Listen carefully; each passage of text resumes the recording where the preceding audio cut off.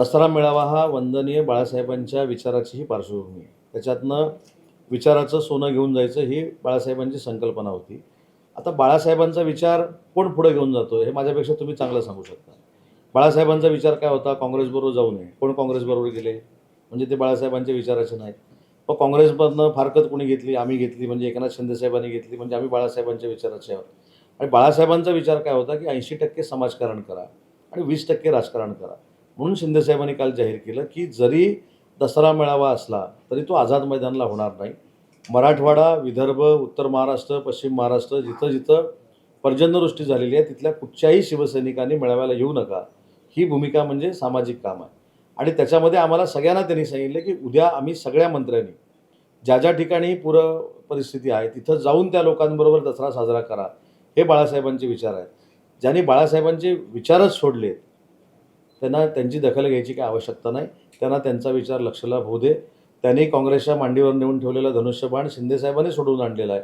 हे त्यांना फक्त दसऱ्याच्या निमित्तानं मी जाणीव करून देतो. गृह विभाग हे ठरवत असतं की कोणाला सिक्युरिटी द्यायची, कोणाला सिक्युरिटी द्यायची नाही. त्याच्यामध्ये त्यांना स्पेशल सिक्युरिटी दिलेली आहे.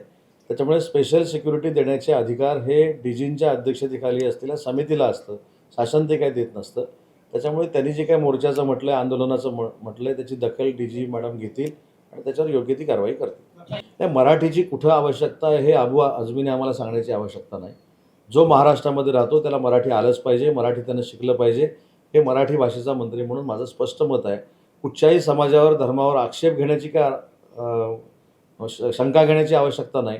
परंतु कुठच्याही महाराष्ट्रामध्ये राहणाऱ्या व्यक्तीनं मराठीचा अपमान करू नये हीच आमची भूमिका आहे. आणि म्हणून अबू आझमींना मराठी कुठं असावी आणि कुठं असू नये हा सांगण्याचा काही मक्ता सरकारनं दिलेला नाही. त्याने वैभव खेडेकर हे अतिशय समाजामध्ये जाऊन काम करणारं एक व्यक्तिमत्व आहे. माझ्या अतिशय जवळचे ते मित्र आहेत. पण त्यांचा 3 वेळा का पक्षप्रवेश रद्द झाला हे मला पण कळलेलं नाही. पण एक माझं मत सांगतो राजकीय की अशा पद्धतीनं पक्षप्रवेश रद्द होणं म्हणजे एखाद्या कार्यकर्त्याचं खच्चीकरण आहे आणि ते होऊ नये हीच माझी भूमिका आहे. त्यांनी कुठच्या पक्षात जावा हा त्यांचा वैयक्तिक प्रश्न आहे. पण 3 वेळा एखाद्या कार्यकर्त्याचा पक्षप्रवेश रद्द होणं हे शेवटी त्याच्या मनाला लागत असतं. सर आपल्याकडे आले तर आपण पक्षप्रवेश करणार. आम्ही भाजपाच्या बद्दल बोललो. ते भाजपात चाललेत ना. शिवसेनेत आले तर मग त्यांच्याशी बोला. येतात काय बघा आणि मला सांगा. तुमच्याकडे येण्याचे संकेत नाही ना हे? हो, मी सांगितलं तुमची त्यांची चांगली ओळख असेल त्यांच्याशी तुम्ही बोला. येणार असतील तर माझी भेट घालून द्या, मग निर्णय घेतो. असा 3 वेळा रद्द होणार नाही याची हमी देतो. सोडले. शेवटी कोणाला घ्यायचं आणि कोणाला सोडायचं एवढं राजकीय ज्ञान तर मला नक्कीच आहे ना. साहेब आता हे थांबले पक्षप्रवेश कधी परत सुरू होते? कुठचे?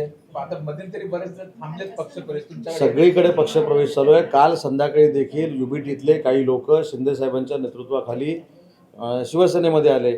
परवा 3 दिवसापूर्वी अंकुश कदम नावाचा एक मोठा स्वराज्य पक्षाचा जो महाराष्ट्राचा उपाध्यक्ष आहे त्याने हजारो लोकांच्या उपस्थितीमध्ये साहेबांच्या उपस्थितीत प्रवेश केला. त्याच्यामुळं पक्षाचे प्रवेश सुरू आहेत. पण कदाचित तुमच्यापर्यंत पोचत नसतील त्याची रत्नागिरीत कोणाचा नंबर आहे आता तुमच्याकडे यायचा? थांबा, निवडणुका जाहीर होते. सर 9 तारखेला ओबीसींचा मोर्चा आहे मुंबईत. या संदर्भात तुम्हाला मला सांगायचं की आत्ताच मी त्या सगळ्या मंडळींची बैठक घेतली. सगळे नेते आता देखील माझ्याबरोबर पत्रकार परिषदेला आहेत. एक म्हणणं बरोबर आहे की ओबीसीच्या GRमुळं जर कोकणातल्या कुणबी समाजावर परिणाम होणार असेल तर त्या ज्या त्यांच्या मनातल्या शंका आहेत त्या दूर करण्यासाठी मुख्यमंत्री महोदयांनी एका बैठकीचं आयोजन करावं अशा पद्धतीची विनंती मी मुख्यमंत्री महोदयांना करणार आहे. आणि त्यांच्या मनातल्या शंका जर खऱ्या असतील तर त्या पूर्ण होईपर्यंत एक कार्यकर्ता म्हणून मी या जिल्ह्यातल्या या कोकणातल्या ओबीसी समाजाबरोबर आहे. कसं आहे की आम्ही आमची एवढी ताकद आहे, आम्ही आमची तेवढी ताकद आहे कधीच म्हटलेलं नाही. पण तुम्ही जर कॅल्क्युलेशन केलं तर रत्नागिरीमध्ये 20 पैकी 18 सदस्य पंचायत समितीचे हे शिवसेनेचे आहे. 11 जिल्हा परिषद सदस्यापैकी 11च्या 11 जिल्हा परिषद सदस्य हे शिवसेनेचे आहे. राजापूरला सगळेच्या सगळे सदस्य हे शिवसेनेचे आहे. लांजाला सगळेचे सगळे सदस्य शिवसेनेचे आहे. संगमेश्वरमध्ये 6च्या 6 सदस्य शिवसेनेचे आहे. चिपळूणमध्ये 4 सदस्य NCBचे आहेत, 4 सदस्य हे शिवसेनेचे आहे. गुहागरमध्ये 3 सदस्य शिवसेनेचा आहे, 1 सदस्य UBT शिवसेनेचा आहे. दापोली मंडणगडमध्ये सगळेच शिवसेनेचे सदस्य आहेत. त्याच्यामुळे मला असं वाटतं की याच्यावरनं कोणाची ताकद किती आहे हे मला अजून सांगायची काय आवश्यकता नाही. सर पण ही निवडणूक शिवसेना 2 भाग झाल्यानंतरची आहे. त्यामुळे पूर्वीचे उद्धव ठाकरे किंवा आता जी शिंदे शिवसेना यांच्यामध्ये काही लढत होईल का? माझं म्हणणं निकालापर्यंत वाट बघूया ना, निकालापर्यंत वाट बघू. एक तर आपल्या लक्षात आलं असेल की 15 जागा आम्ही विधानसभेच्या कोकणामध्ये लढलो, त्यातल्या 14 जागा जिंकलोय. आमच्या राजेशजींची जागा फक्त 1400 मतानं गेलेली आहे. त्याच्यामुळं सगळीकडं आमचं प्राबल्य आहे. परंतु तोंडानं सांगून कशाला, कृतीतून दाखवू ना.